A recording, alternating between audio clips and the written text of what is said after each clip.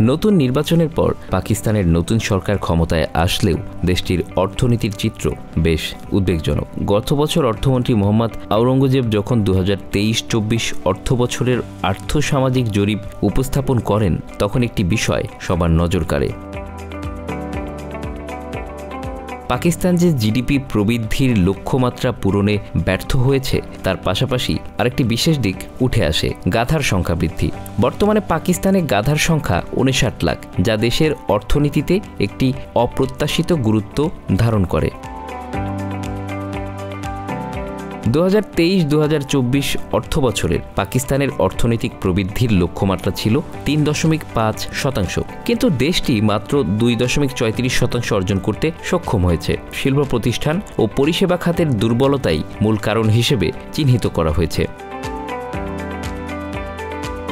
হতাশার মধ্যেও কৃষি খাতে পাকিস্তান ভালো ফলাফল করেছে, যেখানে প্রবৃদ্ধি হয়েছে 6.25%। পাকিস্তানের কৃষি খাত, বিশেষ করে গবাদি পশুপালন, দীর্ঘ সময় ধরে দেশটির অর্থনীতির অন্যতম ভরসা হয়ে রয়েছে।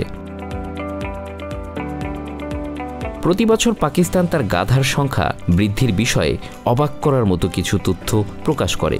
2019-2020 অর্থ বছরে গাধার সংখ্যা ছিল 55 লাখ এবং গত 3 বছরে তা 58 লাখে পৌঁছেছে। কিন্তু শুধু সংখ্যা বৃদ্ধি নয়, গাধার অর্থনীতিতে গুরুত্বপূর্ণ ভূমিকা রয়েছে।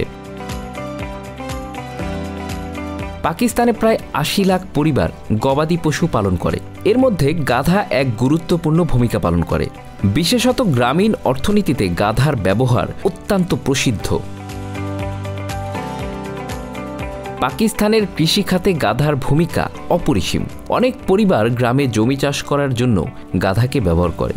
গাধার শক্তি ও পরিশ্রমে জমির উর্বরতা বাড়ানো হয়, যা কৃষকদের জন্য অত্যন্ত প্রয়োজনীয়।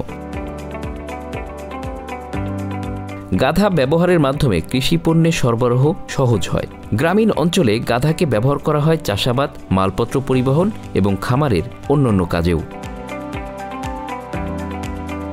এছাড়া পাকিস্তান প্রতি বছর একটি বড় অঙ্কের গাধা রপ্তানি করে। এই গাধার চামড়া থেকে যে গেলাটিন প্রোটিন সংগ্রহ করা হয় তা ওষুধ শিল্পের জন্য অত্যন্ত গুরুত্বপূর্ণ উপাদান।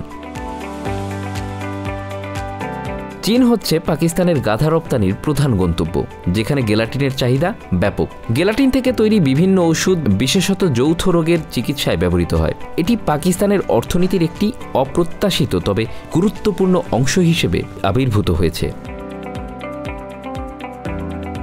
বছরের পর বছর ধরে গাধাকে সমাজে অবজ্ঞার চোখে দেখা হয়েছে।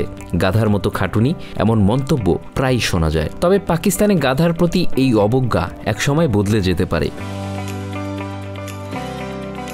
পাকিস্তানে গ্রামের মানুষের কাছে গাধা এখন তাদের শেষ সম্বল, যা তাদের জীবিকা নির্বাহে সহায়তা করে। গাধার কষ্টকর পরিশ্রমের মাধ্যমে গ্রামীণ অর্থনীতির চাকা সচল থাকে এবং কৃষকদের জন্য এটি একটি অমূল্য সম্পদ। Bangla affairs news desk.